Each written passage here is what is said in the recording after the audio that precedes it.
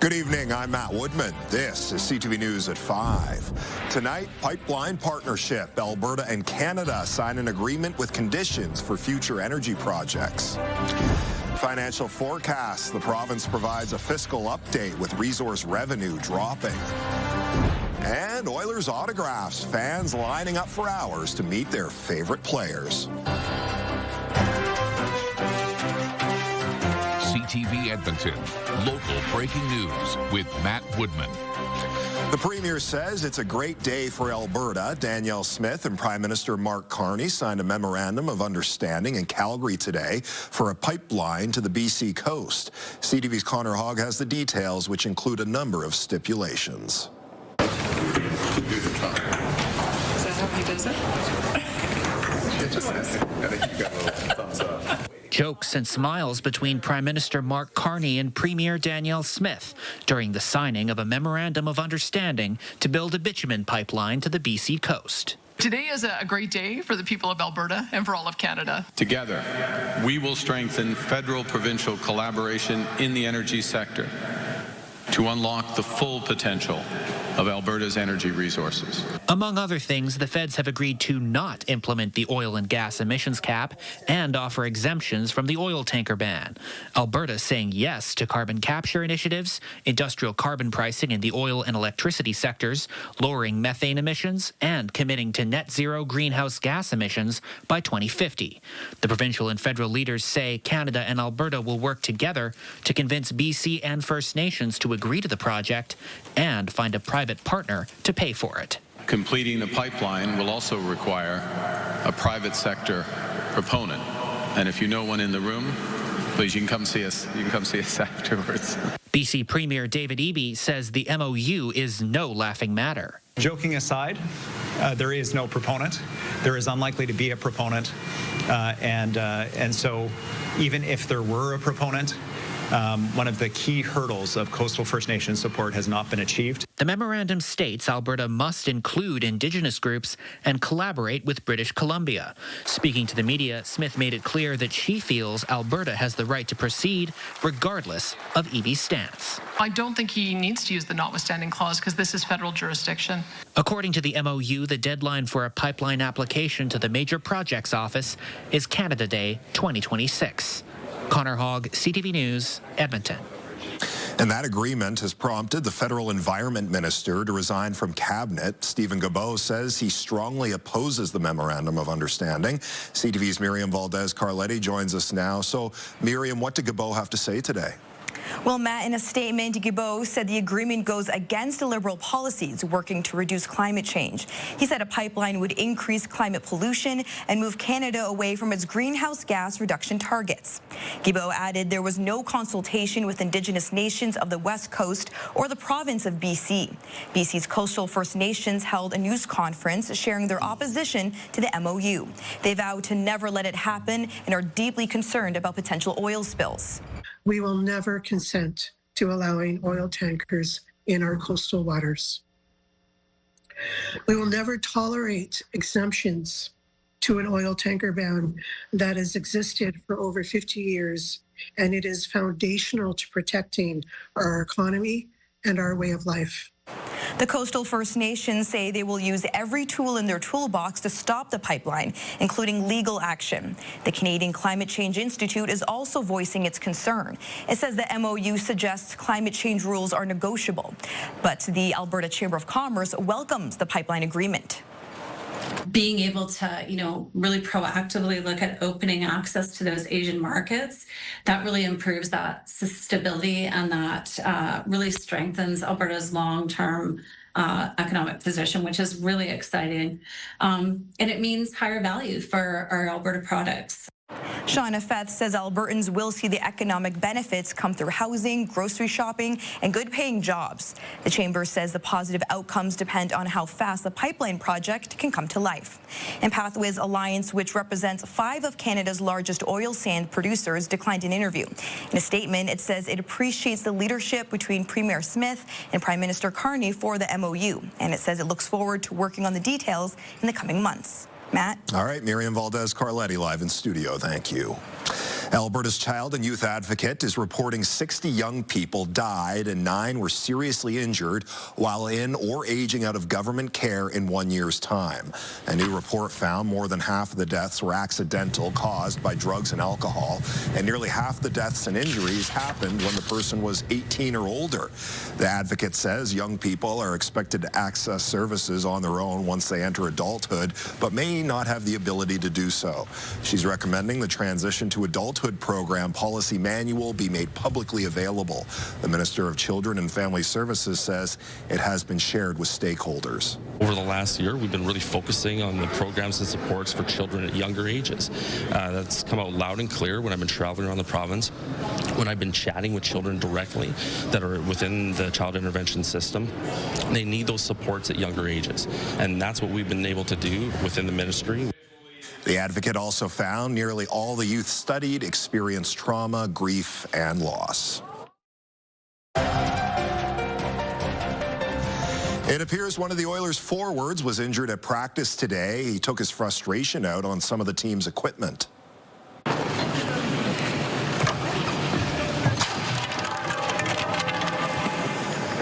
Kasperi Kapanen sent sticks flying onto the ice after leaving practice early. Moments before, he appeared to be hurt, struggling to get off the ice before taking a short skate and heading down the tunnel to the team's dressing room. Kapanen has played 6 games this season, has been sidelined for most of it with an injury. Head coach Chris Knobloch didn't have an update on Kapanen's status. He does, though, say Ryan Nugent-Hopkins is cleared to play and could face the Kraken tomorrow. Now, before they fly off to Seattle, the Oilers are heading to West Edmonton Mall. The team is holding a meet and greet and signing autographs with some fans, some showing up before sunrise. CTV's Brendan Purdy joins us live from West Edmonton Mall tonight. So, Brendan, how are fans there feeling? I know they've been in for a long day. Certainly, Matt, it's beginning to feel a lot like Christmas for these Oilers fans as I'm standing here at North Pole Place. The players arriving here in just under an hour. This is where Connor McDavid will be signing autographs tonight. And if you look behind me, lots of fans here lining up rather early. And if you think this is a big line, Matt, you haven't seen anything. This line stretches all the way down to Mayfield Toyota, then back around all the way to People's Jewelers. Yes, there are a lot of eager fans. Now, folks, speaking of these lines, if you're not already in line, you're less likely to receive an autograph tonight, as only the first 300 fan in Connor McDavid or Leon Draisaitl's lines are guaranteed to meet them. Now, this has pushed fans, as I mentioned earlier, to some extreme lengths to meet their favorite players.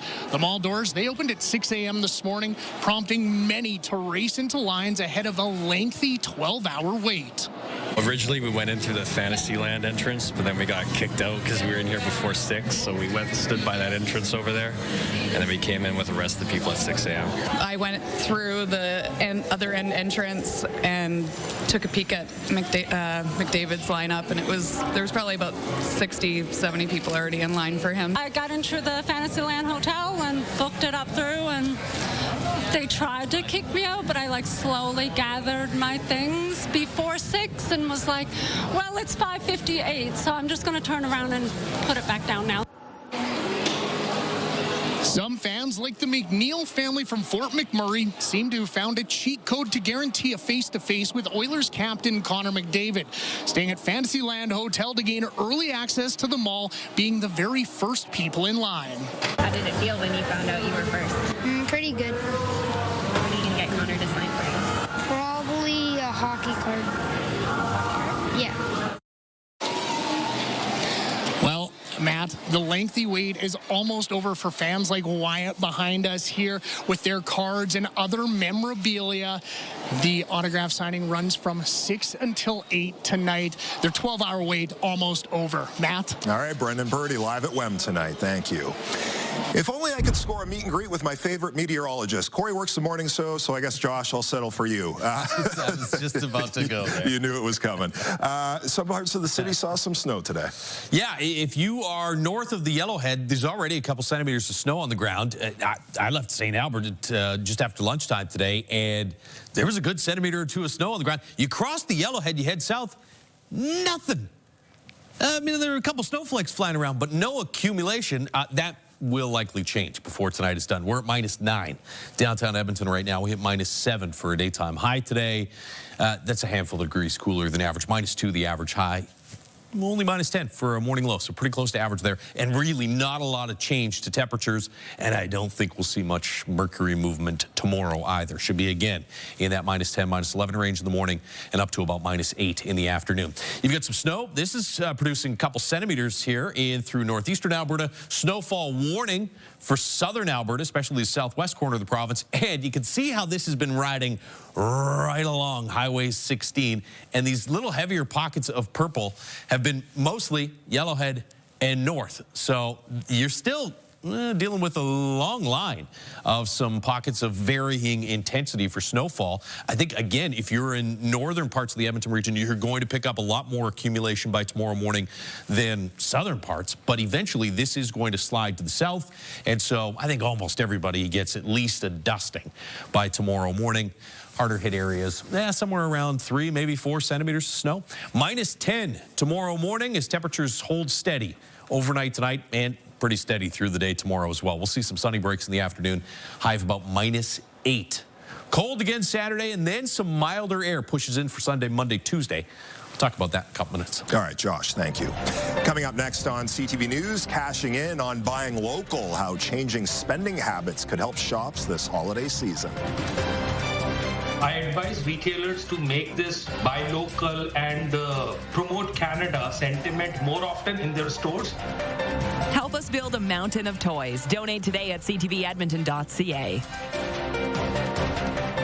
Programming brought to you by James H. Brown Injury Lawyers, the heavy hitters of injury law. You're watching CTV News at 5. Alberta's second quarter fiscal update shows little changes in its deficit. The first quarter forecast had the province sitting at $6.5 billion. A deficit, that is. Today's forecast is a $6.4 billion deficit, a slight improvement.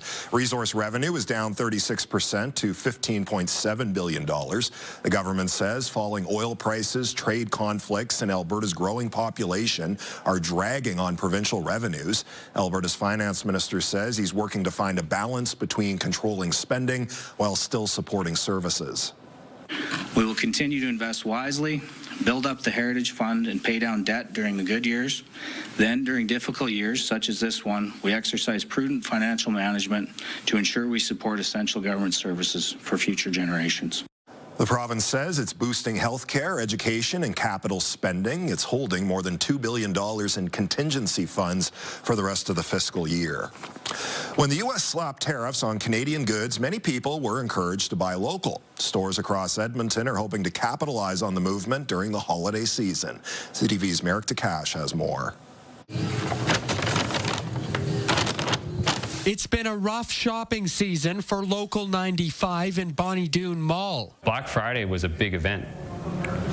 Now it's when people shop. Bradley Hewitt's store sells goods from local businesses. He says so far this year, sales are down. A lot of businesses I know, some on White Ave, some in this store, they've seen about a decrease in about 50% of local sales in the past year over previous years. So it's been quite tough for them. Despite a decrease in overall sales, employees are noticing a strong push to buy local. Constantly, almost every day, we have new customers coming in, people who've never been in the mall, who are trying to shop local and support local more than any other year I've seen. Other stores here are feeling that same support. Compared to last year, sales are up 15% at the Night of Artists Gallery and Gift Shop. Every year it's been going up and up for our sales, and I believe this year even more so, probably because of the environment where we're looking to shop and support local. A recent survey by the Retail Council of Canada says more than 3/4 of Canadians plan to shop close to home this season. Canadians seem to have become more nationalistic and patriotic now, which means they are choosing to spend their dollars on Canadian retailers and local products. The council survey also says Albertans are planning to spend about 23% more than last holiday season. One marketing professor says that can partially be attributed to the buy local movement. I advise retailers to make this buy local and promote Canada sentiment more often in their stores. Advice that several stores here hope pays off for them this season. Merrick Takash, CTV News, Edmonton. Still to come, turning up the heat. A local firefighter overcomes cancer and earns a place in a calendar for charity. Programming brought to you by James H. Brown Injury Lawyers, the heavy hitters of injury law.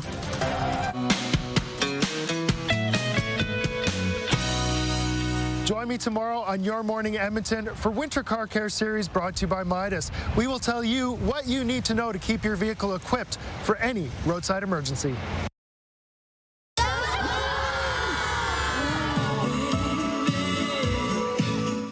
The season of giving has spilled into local schools. Kids from 6 schools across the city have been collecting non-perishable food items for Edmonton's food bank. This is all part of the city's annual Stuff a Bus campaign. Today, they formed a human chain transporting bags of their donations to an ETS bus. It's Christmas coming up, and that's like a time to be grateful.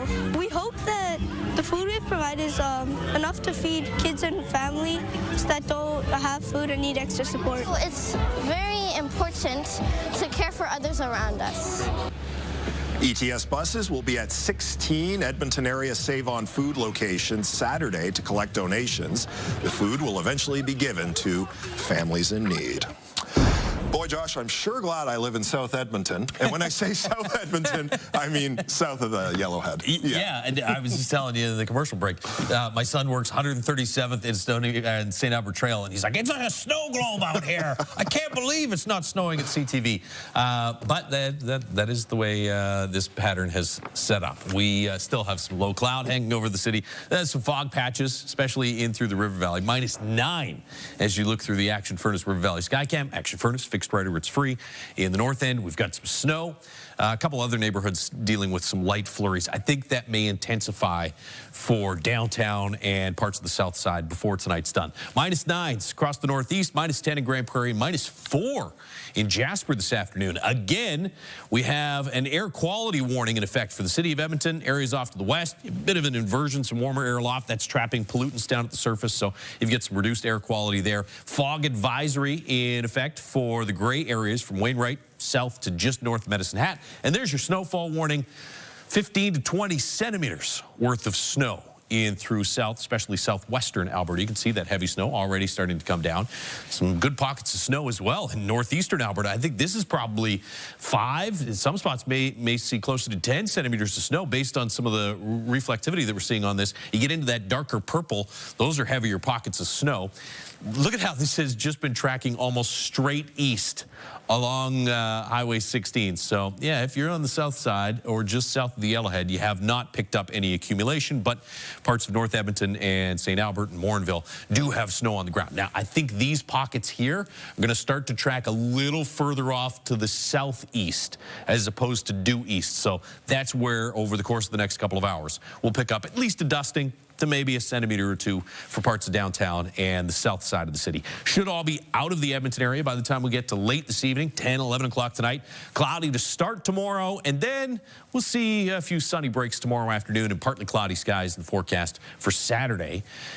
Be some cold mornings, though, this coming weekend. -16 in Fort McMurray tomorrow morning, -11 in Grand Prairie. We're only down to about -10, -11 in the city. -12 in Fort McMurray tomorrow afternoon, -11 in Grand Prairie for a daytime high, and across the south about -9 in Red Deer with cloudy skies. Here in the city, look at that, temperatures basically flatlining overnight and right through to tomorrow afternoon, somewhere in that -8 to -10 range.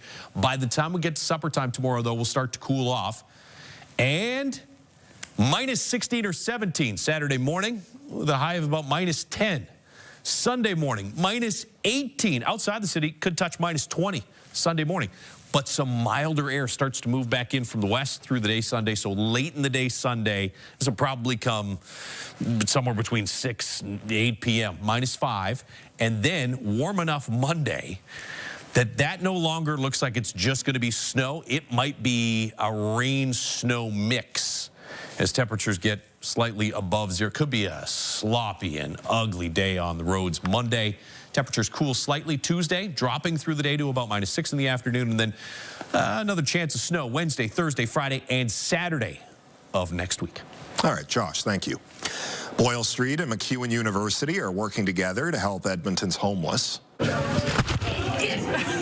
For a fourth year, university students and staff are stuffing backpacks full of everyday essentials for the homeless. MacEwan has been collecting items like toques, gloves, socks, and snacks for people who need them. Anything that can help during the cold winter months. And then, of course, there's these cards that the students write, these notes that they write, words of encouragement to our community members so that they can remember that we're all in this together. There are people in the broader community that want to support them. Edmonton's Kinsman Club donated money so the group could purchase backpacks for all the items collected.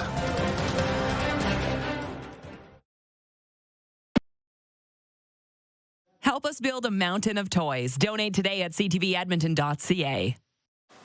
If you're looking for this season's hot holiday gift, a local organization has just the thing. A calendar featuring first responders. One of the models wasn't just fighting to be in it, he was fighting for his life. CTV's Evan Kenny has his story. You wouldn't know it by looking at him, but a little more than a year ago, Aaron Miller was 40 pounds lighter, the result of surgery to remove his large intestine. I took the fire department medical in 2023 and they found some trace blood in there. My doctor told me it could be one of 20 different things. Miller was diagnosed with colon cancer. After recovering from chemotherapy, he was ready to get his body back to where it was. The fire department, you need to be physically fit for it. It started slow. Maybe going on the stair climber for 2 minutes at level 1, and that was a real battle to even do that. But Miller kept pushing. My wife motivated me to try out for the calendar. His hard work paid off.